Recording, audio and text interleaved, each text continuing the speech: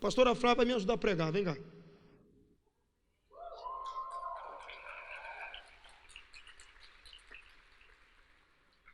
Aqui mesmo, eu empresto o meu. Quando a gente fala de família,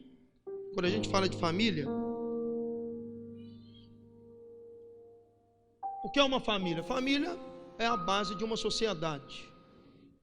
Não existe sociedade sem família, não existe uma igreja sem família. Aí você vai entender o porquê o diabo luta tanto contra as famílias. Por que a fúria do diabo, todo projeto do capeta é para tentar arrebentar com as famílias? Porque ele não pode contra a igreja. Todas as vezes que o diabo se levantar contra a igreja, ele vai cair por terra. Jesus falou, essa é minha igreja e as portas do inferno não prevalecerão contra ela. Acabou. O diabo sabe que se peitar a igreja atropela ele. Peitou a igreja, ele vai cair de novo. Aí ele fica pelos bastidores, se levantando contra a família.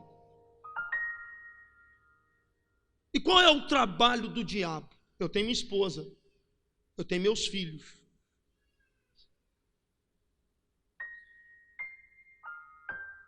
Eu tenho minha esposa e tenho meus filhos.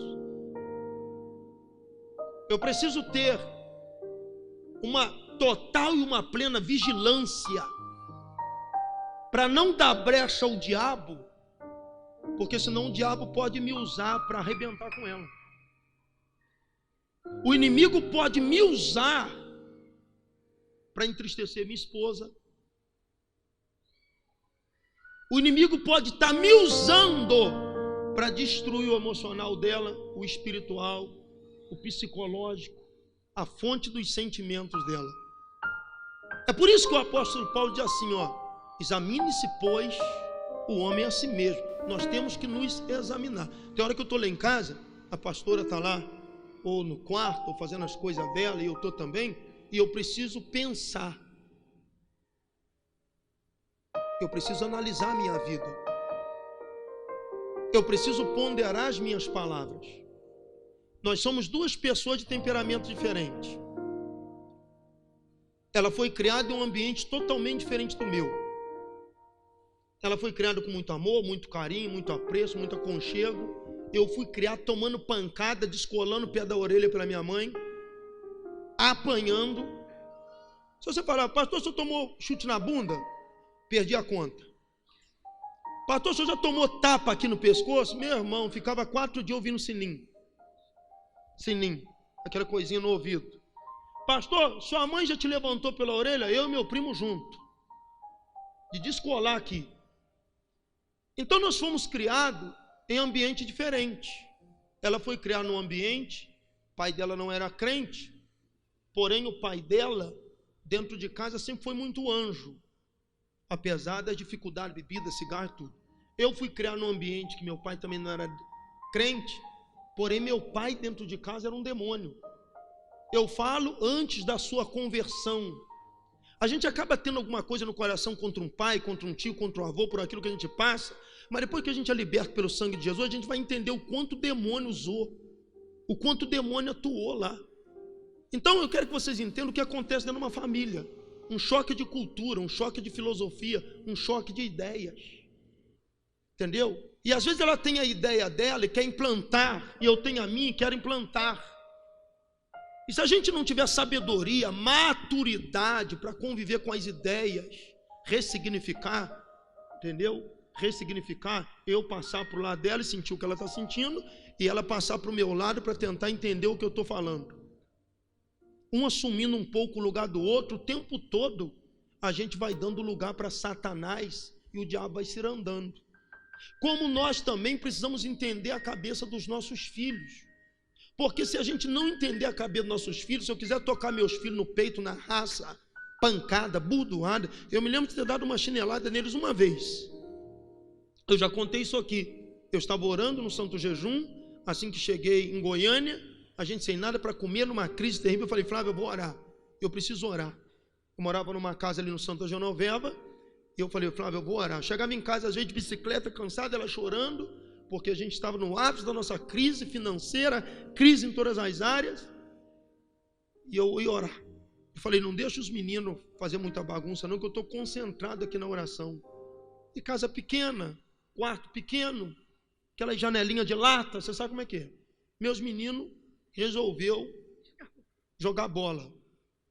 Mas tiveram que jogar bola logo em frente à minha janela. E o Brian era o atacante, o pé de chumbo, e botou a Estezinha no gol. Pega, Esté. Pá! Esté! E não pegava nada. E onde a bola pegava? Na janela. Falei, meu Deus, é demônio. Tem algum capeta aí. E eu falei, meu Deus. Aí o homem pensa assim, cadê essa mulher que não está vendo? Cadê Flávia? Aí você começa desviando com Flávia. O inimigo vai te tomando. Porque já quebrou jejum, já está ajoelhado ali, já está sendo um palhaço. Porque tua mente já está toda virada.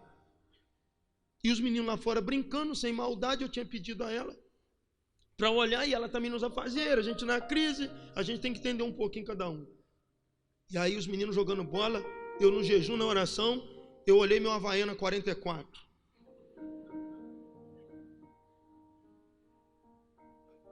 É aqui. Abri a porta do quarto, ela gritou, deixa disso. Mas quando grita deixa disso, aí que eu gosto, que eu quero fazer mais. Né? Eu sempre tive uma pirraça carnal, uma coisa terrível, que a gente tem que ir tratando ela. Tem que ir tratando. Que eu sou muito assim de desafios. Por exemplo, pastor João, não vai dar certo esse negócio da obra, não. Aí que eu quero fazer. Então, é uma pirraça. Eu peguei o chinelo, fui lá para fora. Vem cá, se correr, apanha mais. Brá tomou umas 2 na bunda. Esther tomou umas 2. João Marco de fraldinha. Vai tomar também. Porque tu tá achando o Brian o cara aí, tu tá aí. Aí deu uma chinelada neles. E aí, eu me lembro que foi uma das únicas vezes que eu ali tive que corrigi-los. E eu dei uma chinelada nele. Depois eu fiquei com o coração, meu Deus do céu, arrebentado. E ela, por sua vez, o que ela faz?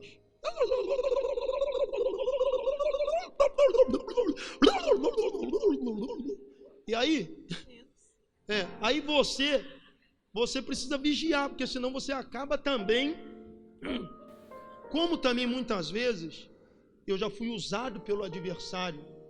No início do nosso casamento, eu cheguei em casa, e vou contar, eu era pedreiro, bruto, mas bruto de brigar com os outros, correr atrás de cainchada nos outros, e jogar massa na cabeça do servente. E eu era aquele pedreiro crente, mas dentro de obra eu não era liberto, não. Aí eu cheguei em casa cansado, moído. Falei, meu bem, dá uma organizada aqui que eu vou lá fora buscar um pão para nós tomar um café. Casadinho de novo, querendo encher a geladeira, querendo mostrar que é o provedor, isso a Deus sabe, na diária. 50 mil reais por dia ali, comprar pão e... cuida aqui para mim. E ela também, na fase matura dela, que hoje amadureceu muito, cresceu pra caramba, a pastora me ajuda muito, eu costumo dizer que essa igreja, esse ministério, 90% de tudo que acontece aqui, eu atribuo a ela, já falei isso aqui. Ela é uma base para mim, meus filhos são uma base para mim, mas a gente não era o que vocês estão vendo hoje. Talvez quem olha o pastor aqui no altar e admira o pastor, ou quem admira a pastora, não vê o quanto a gente rompeu por aí, o quanto a gente teve que ressignificar, o quanto a gente teve que permitir a palavra rachar a gente no meio. Se eu tiver vontade de desviar, vontade de separar, vontade de quebrar tudo, porque casamento é um desafio. E depois de uns filhos nascendo, uma choradeira de criança, Esther não dava paz de madrugada e aquela coisa toda. Só que a gente sempre teve o temor de Deus. Sempre teve o temor de Deus. Eu me lembro que eu casar de novo, nós tínhamos menos de 1 ano de casado. E eu falei, dá uma ajeitada. Não tem tempo para fazer isso aqui agora não. Eu falei, não, meu bem, ajeita isso aí, porque eu vou ali buscar um pão, dá só uma ajeitada para mim aí. Vou ajeitar não. Eu falei, não, tu vai ajeitar, ué, o que vai? Então tá, se você não ajeitar isso aqui, quando eu chegar em casa, 1 ano de casado, menos de 1 ano, eu vou jogar isso tudo fora. Tudo que tiver aqui, eu vou jogar fora. Aí o pai dela morava em cima. Olha que a ignorância, a burrice de um homem. né, que podia ter perdido a esposa, podia ter perdido meu sogro, estava dando brecha para o capeta, porque o negócio não é você ter temperamento forte, o negócio é quanto você consegue dominar isso aí. Eu tenho um gênio, pastor, mas tu domina isso aí? Tem que dominar. E aí ela falou, não, eu vou jogar fora. E o pai dela morava em cima, ela falou, bom, meu pai está aí, é forte, é o cara. Eu falei, eu vou jogar fora. Tem um homem aqui nesse quintal para fazer isso não. Eu falei, então eu não vou buscar pão mais. Eu vou começar a jogar fora agora. Eu comecei a quebrar meu guarda-roupa, chutei o guarda-roupa e rasguei meu pé e coisa, e ela só me olhando, como quem diz, bobo, você vai ter que comprar tudo de novo. E foi exatamente o que aconteceu. Saí com o pé rasgado, meu sogro desceu de lá que me ajudava muito, como sempre me ajudou. O que é que está acontecendo? Sai fora daqui que você não manda na minha casa não, vaza daqui. Aí minha sogra, um anjo, o quanto a gente na nossa tolice, porque uma coisa é declarar, eu e minha casa servimos ao Senhor, serviremos ao Senhor, outra coisa é as suas atitudes serão contundentes ao que tu está falando. Porque não adianta você estar aqui recebendo a minha profecia, recebendo a minha pregação, recebendo a palavra de Deus, eu e minha casa serviremos ao Senhor, levanta a mão, irmão, aí chega lá, atitudes totalmente fora do contexto daquilo que tu recebeu. E ela muito humilde, mansa e simples. E eu com esse jeito chucro. Aí quebrei aquilo lá. Falei besteira para minha sogra. Aí depois fiquei com aquele sentimento de morte. Sabe aquele sentimento? Se arrepende. Tem gente que cai em si e não muda. Tem gente que cai em si e fica assim, o que é que eu tenho que mudar? Meu Deus, eu tenho que melhorar. Aí eu falei, eu tenho que melhorar. Porque ela sempre foi muito bonita. Ela sempre foi muito inteligente. Eu sempre fui muito feio, muito burro. Não, misericórdia não, irmão. É porque tu não me viu lá. Eu esquisito, mente fechada, tímido, todo bloqueado. Aí caso com uma mulher dessa, que pedi para Deus. Eu pedi para Deus. Você pediu. Você pediu para Deus sim, porque teu pai me falou. Você pediu, tá? Você pediu. Você pediu para Deus sim. Aí, o que acontece? Aí eu passava numa carroça e ela no ponto de ônibus com um livro, pasta, faculdade, toda. E eu passava, ela no ponto de ônibus, eu vinha tocando meu cavalinho.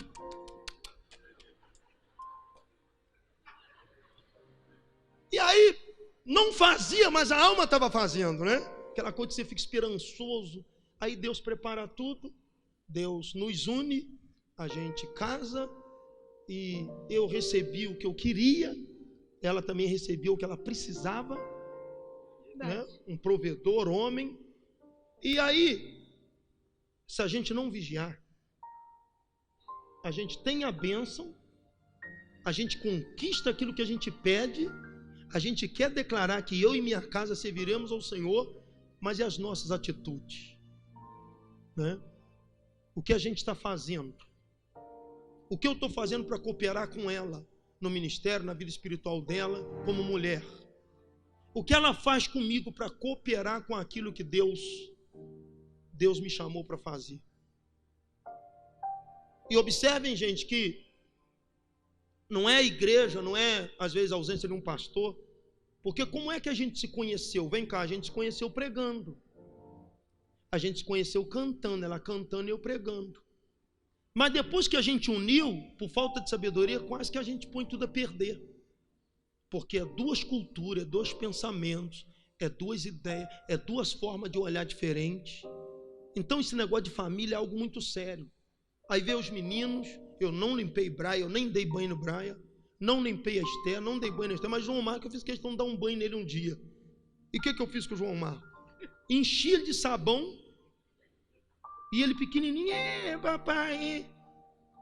E eu querendo dar um banho nele, ele todo de sabão na banheira. E como é que segura um bicho desse liso? E eu rebolando aqui, vem cá, Flávio, o menino está escorregando, eu vou afogar ele. E ela me ajudou. Então a gente veio se entendendo, tá vendo? Eu falei com você, que você não dava banho, mas eu queria dar banho. Mas você não sabe dar banho, mas eu queria dar banho. O filho não é só teu, o filho é meu. E daqui a pouco começa. E quantas vezes a gente arruma um problema dentro de casa, deixa o diabo entrar por coisas tão pequenas, gente. Em vez da gente blindar nossa família, blindar nosso casamento, blindar nossos filhos, vigiando, fechando a boca, entendeu? Olhando para dentro de si, a gente deixa o inimigo entrar. E nós temos que vigiar. Nós precisamos vigiar muito. Nós precisamos entender que a maior riqueza que a gente tem é a nossa casa, o nosso lar. E não é nem a casa, né? É o lar. Porque tem muita casa que não é um lar. Vai falar, calma, peraí, vai dar tempo. Meu Deus, que frissura é essa? Tem muita casa que não é um lar.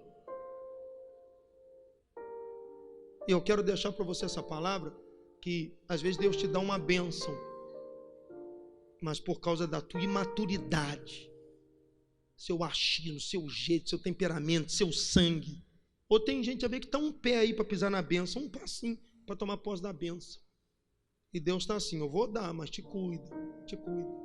Então, é momento que a gente tem que vigiar muito, porque Deus não tem dificuldade de abençoar a gente e dar aquilo que a gente está pedindo, mas Ele quer saber a estrutura que tu tem para segurar o que Ele vai te dar. As atitudes que tu terá, as atitudes que você vai ter para manter aquilo que Deus está te entregando. Amém. O que eu tenho a dizer é que o equilíbrio é tudo. Diga, o equilíbrio é tudo. Eu vim de uma família equilibrada. Eu vim de uma família onde a minha mãe é uma santa mulher de Deus. Minha mãe é uma mulher do ciclo de oração. A minha mãe casou com 16 anos e até hoje ela é casada com meu pai. E ela tem uma estrutura assim fantástica. E quando eu ia às vezes reclamar, por quê? Eu conheci o pastor e eu me encantei com ele. Eu não pedi a Deus para me dar ele para casar. Eu não disse, Senhor, eu quero esse homem para casar. Eu não pedi que eu queria ele para casar. Mas eu admirava tanto, tanto. E a gente via tanta coisa. Eu já tinha me frustrado, eu já tinha visto tanta coisa assim. E eu olhava para esse moço, o que eu via? Eu via o que todo mundo falava que a família dele era. Uma família complicada, gente que brigava, gente problemática. Mas eu ouvia o meu pai chegando em casa e elogiando ele. Então, hoje nós, né, amor? Hoje nós temos maturidade para chamar os nossos filhos, colocar eles sentadinhos e dizer, é assim, assim. Para casar tem que ser assim, assim, assim. Nós, na nossa época, a gente não tinha isso. Eu tinha um pai maravilhoso, trabalhador. Meu pai é top. Meu pai é um cara maravilhoso. Eu sou apaixonada no meu pai. Ele também tinha a família dele. Mas a gente era da igreja. Nossos pais, minha mãe era, meu pai não. O pai dele também não. A mãe dele, de tanta luta que passava com o pai, passou a ir para a igreja. Então, o que eu via? Eu via a mãe dele, uma senhora com as duas irmãs, caminhando a pé uma distância tremenda para reunir e congregar. Eu falava, nossa, essa moça é crente. Essa mãe de Joãozinho é crente mesmo. Essa era a imagem que eu tinha. E eu olhava para ele e eu via o quê? Meu pai chegava em casa e dizia assim, cara, eu tenho uma dó desse rapaz. Esse menino é tão trabalhador, rapaz. Pensa no menino crente. Esse menino é crente. E eu ouvi o meu pai, que era desviado, né? Meu pai bebia, meu pai fumava. Minha mãe crente a vida inteira orando pelo meu pai e nunca ganhou meu pai para Jesus. E quem é que ganhou meu pai para Jesus? O João. Ele ganhou meu pai para Jesus com testemunho de vida dele na obra. Meu pai, incrédulo, chegava em casa dizendo assim, aqueles meninos são crentes. Não, aquele Joãozinho, ele é crente. Aí a minha irmã estudava com o pastor, estudou, na época estudava, né? Estudava, parece, estudou. E a minha irmã falava assim, pai, é verdade, porque na hora do recreio, todo mundo vai brincar. E o Joãozinho, que ele era chamado de Joãozinho fica lá no recreio lendo Bíblia. Não, ele só fica lendo Bíblia. E na aula, ele fica discutindo com as professoras. Não, ele é crente mesmo. E aí, um dia eu estava num local e veio um pastor e disse assim: nossa, aconteceu um tumulto lá na minha rua, menino. Um menino pequenininho saiu assim, expulsou o demônio do irmão, do pai. Rapaz, pensa numa família problemática, mas aquele menininho é crente. Mas o menininho não era menininho, já era um homem, né? O João já trabalhava com meu pai, mas ele sempre foi franzininho. E aí a notícia começava a correr: Joãozinho é crente, Joãozinho é de Deus. O nosso pastor chamava ele de Joãozinho de Deus. E aí ele pregava a palavra, ele ia para a vigília, ele subia o monte, ele tinha temor. Os outros jovens aprontavam tudo. A gente olhava para ele e ele era santo até demais, quase fanático. Eu sempre fui uma menina que tinha muito temor de Deus. Eu amava a igreja. Eu amava estar envolvida com a igreja. E eu tinha muita gente bonita no meu pé, com dinheiro, né? Aquela coisa toda. Mas a pergunta que eu fazia para mim é: peraí, esse aí trabalha escala 24/48. Vai ter dia que ele não vai poder ir no culto, ele vai me atrapalhar. Aí o outro eu falava: esse aí gosta de bola, é doido em futebol. Ele não vai para a escola bíblica, ele vai faltar a escola dominical para jogar futebol. Mas quando eu olhava para o João, na consagração de manhã ele estava, na escola bíblica ele estava, nos cultos ele estava. Eu me apaixonei. Eu me apaixonei pelo João de Deus. Eu me apaixonei pelo temor que ele tinha do Senhor. E aí nós casamos. Mas ninguém me contou. Não, João de Deus Caetano. Esse é de Deus. Só que veja bem, irmãos, escuta isso aqui, as mulheres e os homens. A gente é crente, mas dentro da gente corre sangue nas veias. A gente é crente, mas o nosso temperamento a gente puxa de papai e mamãe. O que não me contaram, e o que eu era muito novinha, não me preocupei em saber, sabe aquela coisa ingênua assim, e crente namora e já casa logo. E o João passava muita luta na família dele. Quando ele conheceu meu pai, aí começou assim, meu pai falava assim: ô João, passa aqui, rapaz, vamos tomar um café. Aí ele descia para tomar o café. Quem serviu o café? Minha mãe, eu. Aí eu ficava assim, sempre um coração muito bobo, né? Aí eu: ô mãe, tadinho, Joãozinho não vai tomar café hoje não? O pai, chama o Joãozinho tomar um café. E a minha avó, que era muito casamenteira, ficava assim: tadinho, esse menino é um sofredor. Ele trabalha, mas esse menino trabalha. Meu tio judiava do João. A gente criança brincando assim, ó, eu nem sonhava que eu ia casar com ele. Isso não passava pela nossa cabeça. Eu e meus primos brincando e ele ralando pro meu tio lá no curral. E a gente brincando, daqui a pouco quando a gente via, quem estava passando lá na capinheira, tirando o capim para cuidar dos cavalos? O Joãozinho. Aí aquilo me doía. Eu falava: meu Deus, tadinho do Joãozinho, ele nem brinca com a gente. Que judiação. Só que eu não sabia que eu ia casar com o João. Mas veja bem, Deus coloca ele com o meu pai, ele ganha uma oportunidade com meu pai, começa a trabalhar com meu pai começa a elogiar ele. Eu lembro do dia que meu pai falou assim: aquele menino é terrível, ele começou a trabalhar comigo de servente, agora olha a ideia dele, já quer botar tijolo e quer virar pedreiro, um menininho daquele lá. Só que no dia seguinte meu pai chegou e falou assim: caramba rapaz, o menino é bom de serviço, ele não botou o tijolo. E eu ficava ouvindo aquilo. Então eu fui ouvindo, fui me encantando. E uma coisa ele tinha: determinação. Porque o meu pai, a minha família, olha só, todo mundo tem um lado bom. O negócio é o equilíbrio. A minha família tem só amor. Mas para eles tomar uma atitude, meu pai pensa 1000 vezes. E às vezes nem toma. Por medo, por insegurança. O João, ele pensou uma coisa, determinou, vou fazer. Faz, acontece e dá certo. Eu só estou aqui hoje por causa da determinação dele. Porque Deus falou com a gente. Mas se dependesse de mim, papai, mamãe, e se não der certo? Nossa, é tanta insegurança. Deus falou com ele. Ele segurou um pouco, aí Deus apertou, e quando Deus falou: agora chega, eu quero vocês, Ele no dia seguinte falou, tá determinado, vamos, é assim, assim, assim. Atitude, diga atitude. Esse equilíbrio mantém o nosso casamento um casamento de sucesso. O que foi que eu descobri? Eu descobri durante muitos anos, quando a gente casou, né? Que foi juntar na mesma casa, foi só choque, irmã Hilda.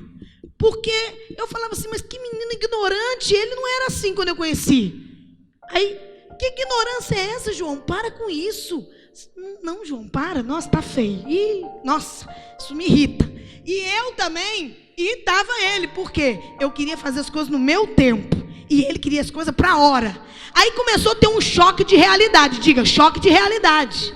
Choque de realidade. É porque lá em casa pai sempre falou, tu vai casar, tu seja homem na tua casa. Se a mulher dominar, aí tu pega uma mulher, né, casa, dentro de casa tu fica aquela palavra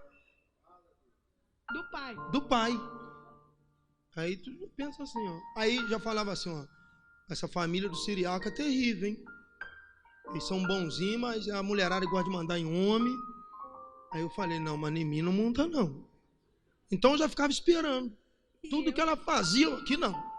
Não é que você já está entulhado. Ele se armou. Quantos casamentos aí a pessoa está entulhado e não pode falar nada, não pode tocar nada, a pessoa dá brecha e já lança o pé pelas mãos e vira o inferno. Esse dia eu estava aconselhando uma pessoa, ainda dizia assim, ó, você vê eu e a pastora Flávia como bênção? Aí a pessoa falou assim, claro, vocês são muito bênção, mas toda bênção ela tem uma pressão, toda bênção ela tem um preço a ser pago. Toda bênção, não pensa você que deu certo. Às vezes você fala, eu casei com a pessoa errada. Não é que tu casou com a pessoa errada. Se tu é um homem e casou com uma mulher, tu casou com a pessoa certa. Se tu é mulher, casou com um homem, casou com a pessoa certa. Só que existe algumas coisas fora disso, além disso. Não pode ter julgo desigual. Uma coisa que a gente sempre teve. Servíamos ao mesmo Deus. Tínhamos o mesmo desejo pela obra. São coisas que a gente tem que ver. Eu fico observando às vezes que na nossa época também tinha, hoje tem, que às vezes pais olham para a filha e falam, minha filha não casa com um cara assim, assim, assim, vai casar com um cara assim. Às vezes a mãe olha e discrimina, como eu fui muito discriminado na minha adolescência. Pobre, filho de João Carcaraco Jandira, forrozeiro, brigão, problemático, nasci no Grotão. Casa com esse cara não. Você tem tudo para não valer nada.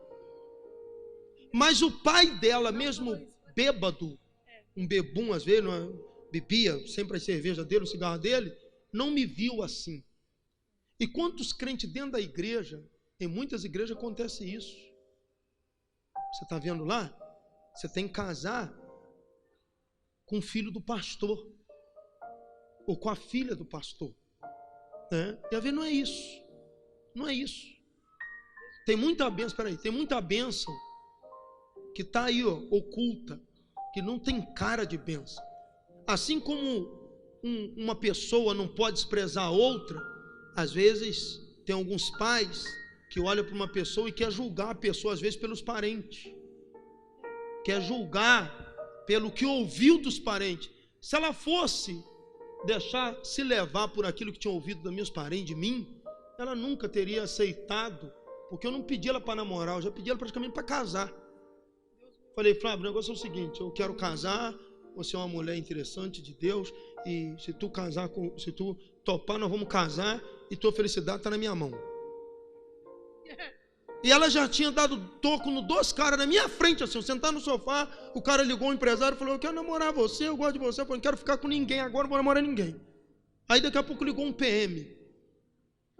Cara, PM da praça, carrão, som, só andava na marca, e eu lá, meu jeguinho lá em cima, tranquilo, penetra terrível, tímido, mas penetrando aos poucos, entrando. E aí o cara ligou para ele e falou, eu quero namorar você, assim, tem um futuro, eu tenho uma casa pronta, mobiliada. Ele falou, eu não estou pensando em ninguém agora, não vou namorar ninguém agora, não é meu pensamento. Quando eu segurei na mão dela, eu falei, ó, o negócio é o seguinte, eu quero uma mulher para me casar, a minha realidade de vida, você sabe como é que é, eu não aguento mais, eu tenho que casar com alguém, gosto de você, gostei de você, e se você me der aí um sim, tua felicidade está na minha mão. Foi o que eu falei? E amanhã eu volto aqui como teu namorado. Não volto aqui como teu amigo, colega da tua família. Eu vou voltar aqui, mãe, como teu namorado. E ela já tinha dado um não para 2. Mas eu peitei e disse assim, quero ver dar não para mim. Eu me conheço, rapaz. Eu sou da roça, sou peão, sou bruto, mansador de burro. E aí eu peitei. Porque quem peita um jumento não vai peitar uma onça? Aí eu falei, eu vou peitar essa onça. Eu vou peitar essa onçona aqui. E aí ela falou, não, então tudo bem, sim. Falei, então paz do Senhor, amanhã eu volto aqui. Aí fui embora. Não, rapidinho. Deixa eu falar. Por que eu falei sim? Porque eu já sabia que ele era tinhoso. E ele não ia voltar. E eu falei assim, gente, eu não posso perder esse menino não, porque o cara é trabalhador. Ele é firme nas decisões. Eu não vou mudar ele, porque ninguém muda ninguém. Mas, se Deus me ajudar, eu faço ele feliz. Porque o pouquinho que ele passa aqui toda tarde para tomar o café com meu pai, a gente vê ele sorrir. Então, se ele deixar, eu vou conseguir fazer ele feliz. Então, assim, o que eu vejo hoje? Nosso casamento é um desafio. Mas eu tenho certeza, eu posso dizer para vocês. Quando eu volto na minha terra e vejo os 2 que eu disse não, gente, eu agradeço a Deus todo dia. E o improvável, que tinha tudo para dar errado, com o temor do Senhor e a sabedoria de uma mulher que edifica, deu tudo certo. Eu me lembro que um dos que ligou para mim naquele dia, Simone, disse assim, eu tenho uma casa pronta. Se você namorar, eu vou casar com você. Você vai morar numa casa assim, assim, assim. Eu tenho um carro bom assim, assim. E eu fiquei pensando, tá, mas eu te conheço. Tu não é muito crente não, tu vai desviar rapidinho, vai me dar trabalho. Eu tinha um Chevette velho, todo podre. Quando chovia, molhava dentro. Eu fui ensinar ela a dirigir, deu uma chuva, o pé dela ficou encharcado. Aí eu vi que começou a chover dentro, eu parei o carro rapidinho e falei, vamos tomar uma coca ali na padaria? Deixei o carro lá molhando e puxei ela para tomar uma coca. Né? Então... E ele sempre foi amigo do meu pai. Quando eu fui conversar com meu pai, isso aí é real. Meu pai sabia da realidade. Eu lembro que meu pai falou assim, ó, João só tem um defeito. Falei, qual, pai? Ele é muito nervoso. Ele é nervoso. Ele é sistemático, ele é machista.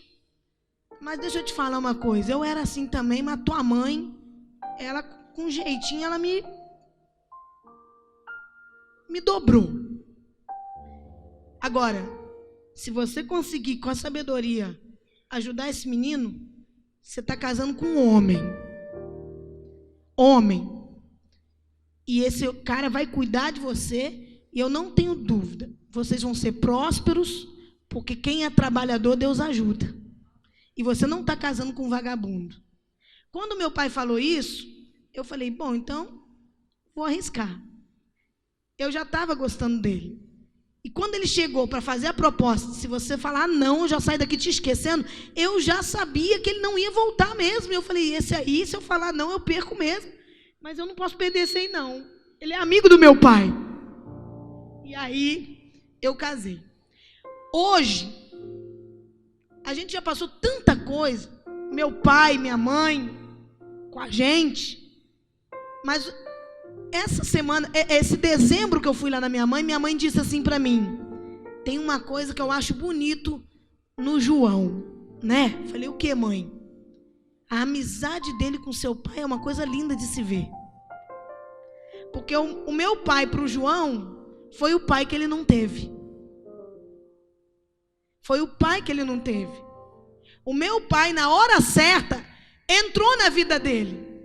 Na hora certa, Deus preparou a esposa para ele. E na hora certa, eu também precisava ser amparada por um cara firme, como o meu pai era.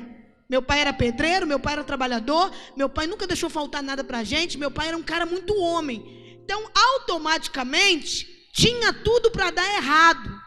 Mas Deus me deu alguém que tinha uma figura masculina forte, e Deus deu alguém para ele que ia cuidar dessa parte emocional. Sabe o que eu acho interessante? O João nunca espancou filho nenhum nosso. Ele nunca bateu nos nossos filhos. Ele tinha tudo para ser violento. Ele tinha tudo para espancar os meninos, bater nos meninos, pegar a cinta, pegar... Gente, nunca. Eu acho que ele já tinha até medo disso acontecer, ou ele tinha muito trauma do que ele passou, que era sempre eu que resolvia tudo. E os nossos filhos, é só uma olhada dele. Ele olhava para os meninos, e até hoje é assim. Dá aquela olhada, e os meninos já se ajeitam, já tremem. Respeito. Mas por que respeito? Porque lá em casa, eu fiz questão de manter a moral dele de pé. Mesmo quando nós tínhamos divergências, mesmo quando eu estava assim, sabe, assim, doido para... mesmo quando ele estava assim, doido para... em mim, assim, a gente falava o que tinha que falar, tivesse que discutir, discutia, carta na mesa. Lá em casa é muita verdade para todo lado. Quando ele está errado, eu falo que ele está errado. Eu não aceito, está errado, João, está errado. E aí quando, mas vamos para a Bíblia. Você já leu a Bíblia 13 vezes. Então vamos para a Bíblia. Até os 17 anos. Até os 17 anos. Aí, aonde é que eu apelo para ele? Vamos para a Bíblia.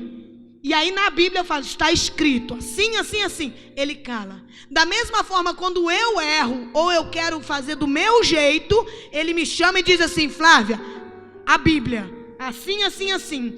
O que é que sustenta a minha casa? O que é que sustenta a nossa família? Por que é que nós estamos há mais de 20 anos casados e tinha tudo para ter divórcio? Porque são dois temperamentos diferentes. Por que está tudo de pé? Eu vou dizer sem medo de errar. O temor do Senhor tem sustentado a nossa casa. Aleluia. Todos os dias, nós sofremos aflições. Todos os dias tem tentações. Todos os dias o pecado vem. Todos os dias propostas vêm. Todos os dias o diabo trabalha para jogar ele contra mim e eu contra ele. Todos os dias, quando o diabo não consegue com a gente, vem tentando arrebentar com os nossos filhos. Todos os dias o diabo quer contenda, briga, discussão.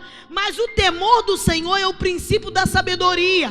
E quando a gente entende que perigo, o sinal vermelho vai acendendo. Peraí, nós somos de Deus, nós somos pastores, nós temos um altar. Não dá para subir no altar de qualquer jeito. Não dá para chegar aqui e pregar o que a gente não vive. Como é que os nossos filhos vão olhar para nós? Aí a hora que a luzinha vermelha acende, eu olho para ele, ele olha para mim, e a gente entende, é hora de parar, é hora de melhorar, é hora de rever as atitudes. Eu preciso olhar para mim, onde é que eu estou errando, o que é que eu tenho que mudar. Ele tem que olhar para ele e entender, eu preciso melhorar. Quando o casal encontra esse bom senso, diga bom senso, de você entender que não é só o outro que erra, você erra também.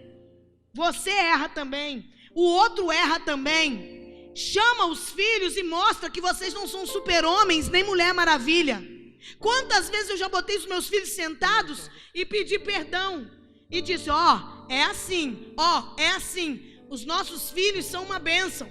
Por quê? Porque na nossa casa não tem super-homem, não tem Mulher Maravilha, não tem super-crentes, mas tem uma coisa lá que na tua casa tem que ter também: temor do Senhor. Eu disse para os meus filhos essa semana, os meninos estavam lá, as noras estavam também, o genro, eu disse, se eu morrer amanhã, vocês carregam isso para o resto da vida de vocês. Eles me olharam, o que, mãe? Falei, façam no altar para Deus.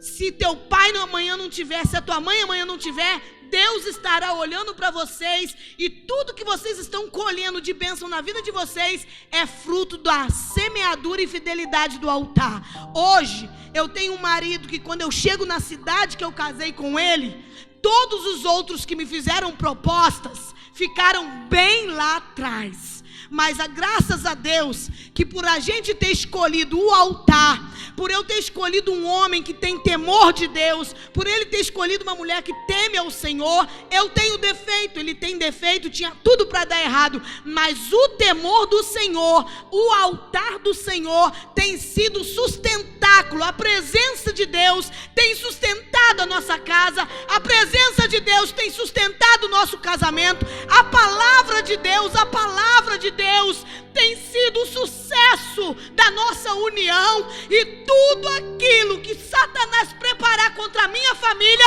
cai por terra, porque a minha família é consagrada ao Senhor.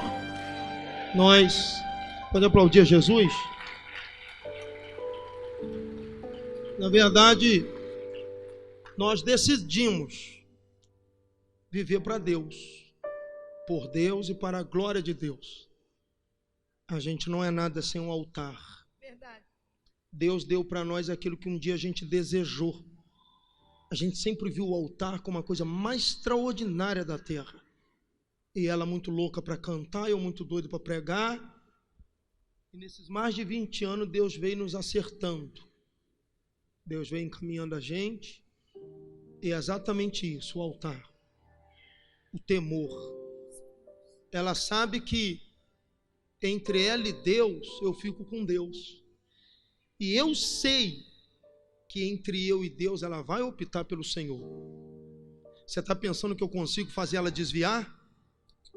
Você está pensando que ela consegue me fazer desviar? Porque às vezes a pessoa fala, não, eu não estou bem por causa dessa mulher, eu não estou bem por causa desse marido. Não, uma decisão. Uma decisão. Quantas vezes nessa jornada nossa a gente teve alguns problemas, mas, Flávia, nós temos que ir para a igreja, nós temos que servir, adorar a Deus, vamos consertar, vamos ajeitar, porque Deus reservou algo para nós. E rapidamente a gente procurou sempre acertar. Vocês estão diante de duas pessoas aqui que não adianta vocês ficar caçando defeito na gente, vai achar toda hora. Tem um bando de gente na igreja que fica olhando o pastor. Deixa eu ver onde ele está olhando, o que ele está falando, deixa eu ver a pastora. Gente, para com isso, relaxa. Nós somos dois seres humanos que Deus uniu para um propósito e que somos cheios do Espírito Santo. Não deixamos de orar, a gente não deixa de ler Bíblia. Eu chego em casa, ela está lá lendo Bíblia, fazendo uma live, e está lendo um negócio, um livro. Quando ela me encontra também, eu estou lendo um negócio. Ontem eu cheguei em casa, saí da JC, fui para casa, quando ele entrou no quarto, eu deitado lá assistindo uma pregação. Uma igreja ao vivo, de onde eu vim lá, tinha um congresso, e eu estava lá relembrando os tempos. Celular na mão, assistindo o culto lá da minha igreja, ainda mandei para os irmãos aí, não sei quantos entraram. Então a gente procura, até quando não tem nada para fazer, se ocupar com as coisas de Deus. Isso é temor, isso é graça. É isso que a gente quer deixar aqui para vocês hoje. Essa palavra, eu e minha casa serviremos ao Senhor, é uma palavra muito bacana. Às vezes você diz assim, eu nem pensava que estava escrito na Bíblia, que palavra legal. Mas sempre vai dar certo quando você cumprir seu papel. Não interessa. Você é crente, cumpre o seu papel de crente. Tem um Espírito Santo, cumpre o seu papel como quem tem um Espírito Santo. Ô pastor, mas eu casei com esse homem, ele é meio descontroladinho. Seja você o termômetro, o filtro, a coluna. Mas eu casei com uma mulher, agora a gente veio para a igreja, pastor, não esperava nada disso, Deus nos trouxe para cá, e agora então é assim mesmo, é guerra, é desafio, é luta. Se tu largar essa aí, vai arrumar outra pior. Se tu largar outra, vai arrumar outra pior. Se tu largar essa aí, vai arrumar outro arrebentado. Então, já que chegou, e do jeito que chegou, fica. E vai alinhando as coisas. Porque o céu nos espera, e aqui é luta, é guerra, é tentativa de melhoria o tempo todo. É autossuperação, tu vai superando. Errou hoje, acerta amanhã, vai andando de pé. Agora, se você é do altar, aí não suja o altar, não denigra o altar. Outra coisa muito interessante, aqui eu encerro. Nossa casa é um reflexo do altar. Alguns de vós já esteve na nossa casa, e vocês já viram que a nossa casa é um pedacinho do céu. A nossa casa cheira a Deus, tem um cheiro de Deus lá. Nós na nossa casa não falamos mal de igreja, não arrebentamos com pastores. É uma conduta ética. Na nossa casa, ou tem um louvor, ou tem uma adoração, não tem nada para fazer, todo mundo dormir, vai descansar. Não entra música secular. Não entra música mundana, não tem música secular, não tem TV ligada em filmes, essas coisadas aí que entristecem o Espírito Santo. Esse eu e minha casa serviremos ao Senhor, está ligado ao versículo de número 22, eu vou ler só e vou pedir vocês para estar de pé, a gente vai abençoar vocês. Versículo 16, põe para mim aqui. É fácil dizer, eu e minha casa serviremos ao Senhor. Olha o versículo 16. Então respondeu o povo e disse: nunca nos aconteça que deixemos ao Senhor para servir outros deuses. Aí o que Josué fala? 22. O povo decidiu, não vamos deixar. 22. E Josué disse ao povo: sois testemunha contra vós mesmo de que escolheste o Senhor para o servir. E disseram: somos testemunhas. Aí versículo de número 23. Olha aqui. Então, já que vai servir ao Senhor, deitai, pois, agora fora os deuses estranhos que há no meio de vós. Inclinai o vosso coração ao Deus de Israel. Versículo 24. E disse o povo a Josué: serviremos ao Senhor nosso Deus e obedeceremos a sua voz. Quem está aí? É possível você ter um lar esse ano, uma casa abençoada, um casamento abençoado. A gente só passa o que a gente tem, mas vai depender de uma decisão sua. Quer saber de uma coisa? Eu sou crente mesmo, faço parte de uma igreja, sirva ao Senhor, obedeça a sua palavra e nada vai tirar isso de mim. Você pode ter certeza que essa decisão será contemplada pelos céus e a mão de Deus vai se estender sobre a tua casa, tua família, teus filhos, e em tudo você será abençoado. Fique de pé, por favor. Hoje nós temos 3 filhos. Esse dia eu falei com a pastora, os meninos estão casando, a gente podia fazer mais um. Mas é só brincadeira, só para testar a fé dela. E ela disse: amém. É mole? Eu falei: não. Então nós temos 3 filhos hoje obedientes, servos de Deus. A Esté é uma ministra do Evangelho, líder, ama a palavra. O João Marco é um pastor nato, e não foi porque a gente impôs, não, é colheita. O Brian é um maestro, homem de Deus, coração puro, limpo, demais, demais. Então nós temos hoje filhos abençoados. Deus está trazendo para a nossa casa pessoas que estão se ligando a eles, que são abençoados. O Gabriel é uma bênção, nós temos a Dudinha, que é uma bênção, nós temos a Bia, que tem cara de missionária, bênção, e as colheitas vão vindo. Agora, eu faço uma pergunta e vou orar: será que é prejuízo pagar preço por Deus? Será que é prejuízo você colocar a tua família nos pés de Jesus? Será que é prejuízo alguém dentro dessa casa pagar o preço? Será que não é melhor tu sair fora da onda? Pô, mas ninguém quer fazer, faça você, pague o preço você, faça você suas campanhas, consagre você, jejue você, faça você sua aliança com o Senhor. Os anos vão passar e eu posso acreditar que um dia você também com a tua família vai poder contar grandes testemunhos que são gerados pela presença de Deus. Você deseja isso? Você quer isso?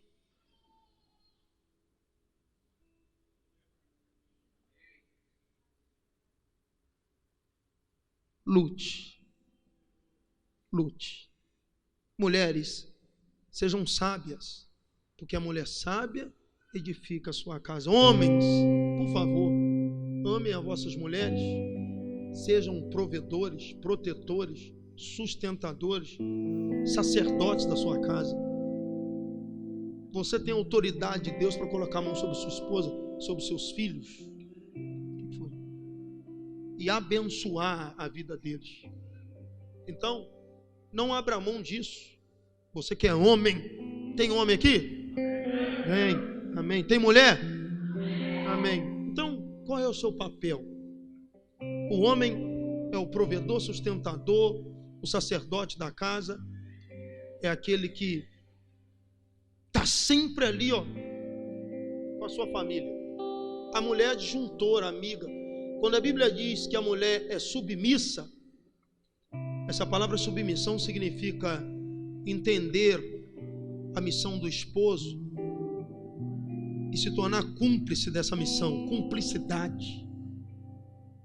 Submissão não é você pegar a mulher, botar debaixo do teu pé e tá pisando, não. Isso não é. Submissão significa que ela está entendendo o propósito e ela resolveu andar contigo nesse propósito. E o homem, quando tem uma família, você fala pela sua família. Você fala pela sua família. Você agora, a maior riqueza é a sua família. Esse culto aqui, todo mês a gente está fazendo. Eu quero orar por vocês.